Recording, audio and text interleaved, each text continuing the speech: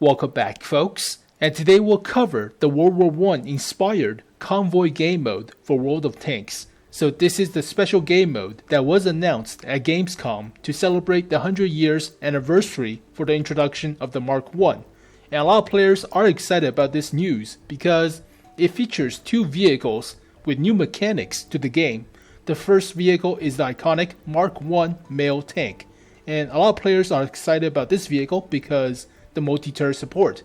You have two 6-pounders on sponsons to the sides of the vehicle, so it's pretty pointless to play with only one gun, so multi-turret support, which could mean a revival of other tanks in the game, like the M3 Lee or M3 Grant, so pretty exciting.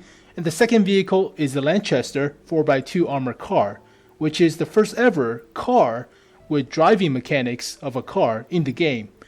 Technically, the T7 combat car could have the tracks removed and could be driven like a car, but that's a technicality, so we don't talk about that. But it turns out we can only play with the Lanchester. We cannot play with the Mark I. So this is basically an escort mission, like Resident Evil 4. Wonderful. Leon, save me! Leon! Leon! Leon! Ah, God! I'm so triggered because we cannot play with the iconic Mark I. Even though it has a crappy horsepower per ton ratio of around 2 and top speed of 6 kilometers per hour, it's a symbol, alright? It's a symbol of power. I want to drive it, but you can only play with the car. Disappointment. But here are the details about this game mode. So it's attack/defense type of game mode with 7 versus 7 on the Somme map. So the attacker's objective is to escort the Mark I tank to capture the enemy base. The defenders is basically destroy the Mark I or slow it down enough for the time to run out. So attack/defense, pretty simple. You can only drive the car. Sucks. And the car cannot be externally decorated. So you cannot change the appearance of the car because different team colors or camouflage. So, whoops. And the car has different crews and different equipments and consumables. You could change that, but whoever does it, whatever. And players will respawn if they get their car destroyed. So it could flip over based on the new physics. There are jumps to flip yourself over, so you can respawn, and that's a good thing.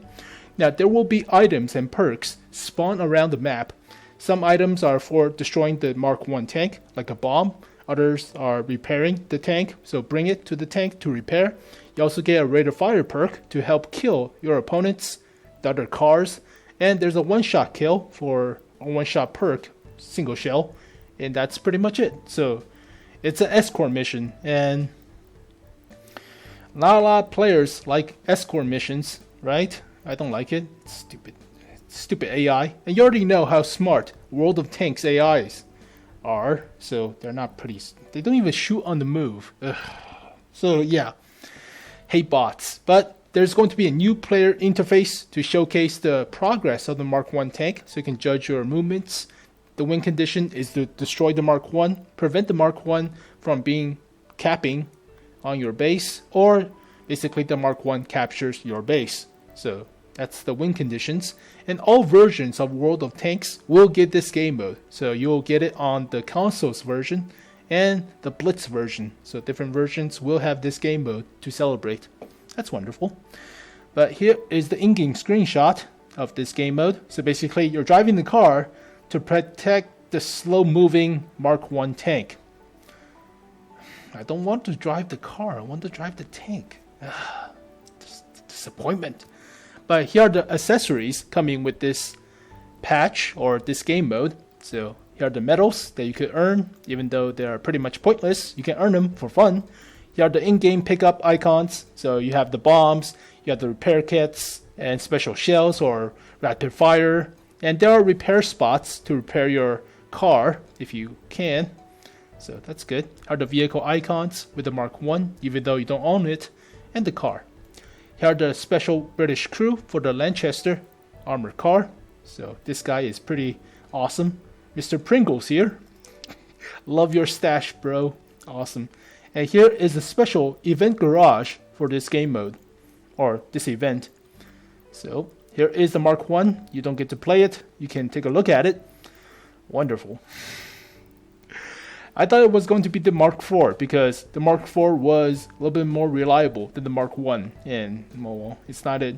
The Mark 1s have the mesh wiring on top of the vehicle with the steering appendage wheels on the back. But here's a little history about the Lanchester 4x2, 4x2 armored car. So it has 4 wheels with 2-wheel drive. So that's what it means. But it's basically a British armored car that was developed from a sporting touring car. So they took a car, added armor plates, added a rotating turret with a machine gun on it to basically become a combat armored car. So as you can see, the main armament is a 7.7mm Vickers machine gun, or 0.303 inches. Nobody uses inches. And it has armor plating of 8mm, which is pretty good against other machine guns. But it's not meant to combat tanks. So you cannot stand up to a artillery shell or tank shell. But tank shells back then were sparse because not that many tanks. So the main purpose of this vehicle was to defend and support air bases and try to retrieve downed pilots. Since World War I is basically trench warfare and everything is slow moving, so you do not really drive your car into a trench and expect results. There's no fast cavalry tanks or cavalries that you drive around and everything is blitzkrieg. Not like that. Everything is slow and takes a lot of time, snail-paced. So cars are basically used for defense of air bases and retrieving downed pilots. So the main problem with this vehicle is the chassis was not that good to absorb all the shocks from rough terrains, but it has a pretty powerful engine. So that's the trade-off. Hey, here is the Mark 1. The Mark 1 is the first ever combat tank, even though there is a predecessor. So this vehicle is known as the Big Willie, whereas the predecessor is known as the Little Willie. The Little Willie landship is a armed, not really armed. It has a machine gun, but yeah, it's basically a boxiness, movable tractor thing. So it's not really a tank. So the British saw potential with the Little Willie, designed a bigger version of the Little Willie, put guns on it, and decide, yeah, it could be used for combat. So that's the introduction of the first ever tank, or design of the first ever tank. It was meant to cross trenches and shoot downwards into the trench. So that's why the guns are on sponsons to the sides for the ease of shooting downwards into the trench. It's not mounted on the top for that purpose, but later versions of the Mark tank, like the Mark 8 that you saw in Indiana Jones and The Last Crusade, yeah, that is the Mark 7 or Mark 8, but it has the turret on top now. So there are different versions of the Mark, but this is the first version with only the sponsons on the side. Now there were male and female versions of the tank because there were blind spots on this vehicle, and infantry would just swarm this thing with grenades and bombs strapped to it. So it's basically destroyed if it gets like surprise ambush by a trench with infantry surrounding it, placing bombs. So the original formation of the Mark tanks is having female Mark tanks with multiple machine gun to cover the male Mark tanks, while the male Mark tanks destroy like trenches, encampments, or MG nests. So that's the usual tactic with the Mark tanks. But they are slow with a top speed of 6 kilometers per hour and horsepower per ton ratio is around 2. So not that fast of a vehicle. And these vehicles were cramped, toxic because bad ventilation. So all the fumes from the petrol goes into the crew compartments, poisons the crew, and it's hot, it's loud. So it wasn't that really effective, but the British saw potential, and this became the basis for developing tanks for World War II, right? So pretty historic, iconic. I wrote a freaking essay about it. And I wrote a lot, but the word tank was meant to distract the enemies from analyzing what this vehicle is. So it was to confuse enemies that this vehicle is for storage. So that's why the word tank was used to describe the first ever combat armored vehicle. Small fun fact. And here is the Lanchester car. So it's a car with a rotatable turret. Looks like the one from the light tanks, the low tier light tanks at tier 1. So kind of the same British design. And here is another picture of the car. So you can drive this thing around and shoots the machine gun, the Vickers machine gun, as much as you please. There are jumps, so you can do tricks and wheelies. And here is the Mark 1. You can see it in the garage, but you cannot play with it. So they have the old schematic, the early versions of the Mark 1 with the wire mesh on top. So this is to deflect grenades. So a lot of infantry back then would throw grenades at the roof of this vehicle to disable it. It also has the rear adjusting or driving steering wheel appendage thing. So what this thing do is to help turn the vehicle. Later they found out you can just lock one side of the tracks while increasing the speed of the other tracks to turn in place. So they took off this appendage of the wheels on the back, but that's basically what it's used for. So different pictures of the Mark 1. You cannot play with it. You can only take a look at it. So like Vegas, only looking, no touchy.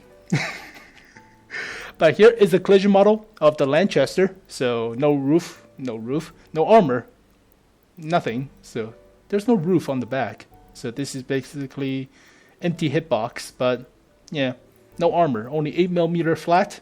It could deflect other MG fire. So that's about it. The penetration of the 7.7 or 7.62 rounds in the, based on AK-47s with 7.62 millimeters ammo, you could only penetrate roughly, I say 7mm of armor plating, and that's about it. But yeah, basically the armor was meant to defeat machine gun fire, so not tank shells, but this thing has no armor, so no point of talking about it.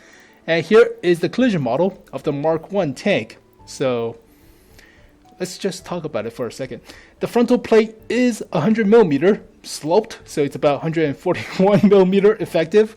The flat view slits and structure is 120mm, side armor is 100, rear armor is 100. The tracks are 100mm thick.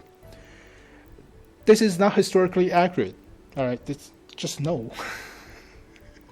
The actual Mark 1 tanks had only about 6 to 12mm of armor. So for the game's balance of you not shooting this thing with your machine gun on the Lanchester, it has better armor than a Tiger 1.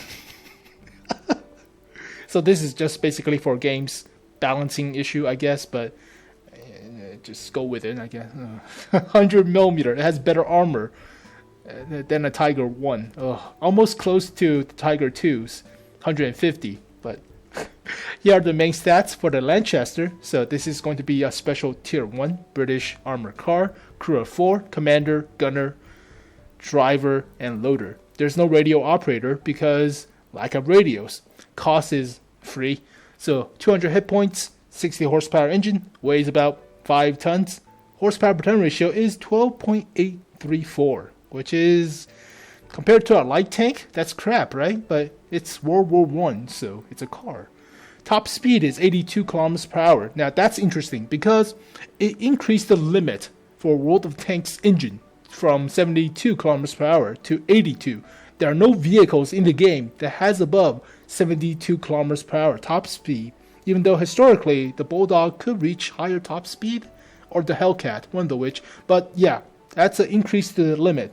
Hull traverse is 40 degrees per second. Turret traverse is 73 degrees per second, so it's pretty fast to turn. And the reverse is 40 kilometers per hour top speed, or reverse speed. So good top speed, good reverse. This thing is pretty quick. Terrain resistance is like a medium tank of tier 8. So it's alright, but it's a small vehicle. View range is 270 meters. Radio range is no radio. It's signal flags or loud shouting. So yelling. Hull armor is 8 at the front, 8 at the sides, 8 at the rear. Same goes for the turret. No armor.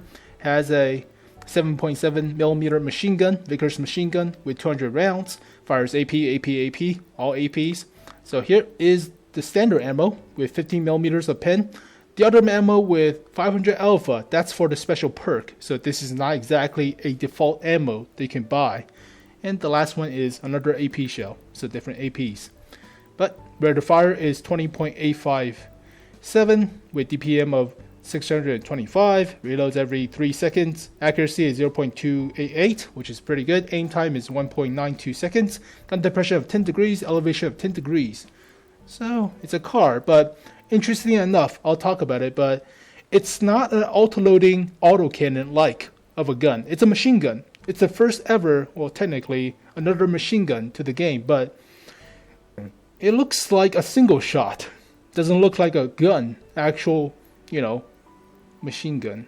It looks like a cannon rather than actual machine gun. That's what I'm trying to say. But it's like a 37mm gun, cannon, than a machine gun. What the frick?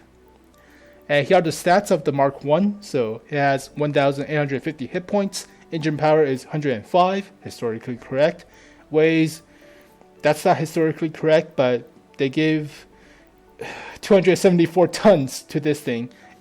Historically, the Mark 1 tank weighs about 28 tons to 30 tons. So this is, dramatically improved or, exaggerated. But it's not historically correct. Power to weight ratio they give is 0.38, but it should be 2.615 based on the math. Top speed of 6 kilometers per hour. Same goes with the backward speed. Hull traverse is 20 degrees per second. Gun traverse is 20 degrees per second. Terrain resistance is around tier 8 medium. Yeah, tier 7 or tier 8 medium. View range 280 meters. Radio range, shouting. Hull armor is 120 at the front, 100 at the sides, 100 at the rear. Turret armor or the sponsons, 100mm. So, historically exaggerated. Yeah, it's not 100mm. It's at best 12. So, that's super wrong. But has 2 6-pounder guns. So, 332 rounds. Fires AP high explosive with 57mm of pen. AP gold shell. For some reason, we cannot even play with this thing, but it's 72mm. So the alpha is 70, and the high explosive is 95. Fires every about 5 seconds with 0.52 accuracy. Aim time is 2.3 seconds. Gun depression of 5 degrees, elevation of 5 degrees. So, don't know why they give all these stats to a AI controlled tank, but it's AI controlled. And there you go, folks. It weighs 274 tons. That's so wrong. Oh, but here are the final thoughts and opinions. So, could not play the Mark 1 male tank. Super lame, super let down. Hate it. Some stats are questionable. So the Lanchester Armored Car's gun looks like a gun. Looks like a cannon rather than a machine gun. So why can't we just spam shots? It's a machine gun. Just... There you go. Sound effects. And the Mark 1's horsepower per ton ratio, which is questionable because the weight is way above normal. So it's abnormal. And the new driving mechanics will be introduced with the Lanchester Armored Car. So that's pretty exciting. And that also brings the question of, what if we destroy the tire? So in armor warfare, if you're driving something like the Panhard ERC or the Centaurio, if you get one wheel destroyed, you can still drive with a tank or with a vehicle, but it's not as mobile, so it's not easy to turn. You can still drive with it. So how will this be improvised into World of Tanks, where you get one of your tires shot out? So will you drive like a wobbling duck, or I don't know, will you just get stuck? I don't know, but we'll see. So would we ever see multi-turret support because AI functioned Mark 1 tank?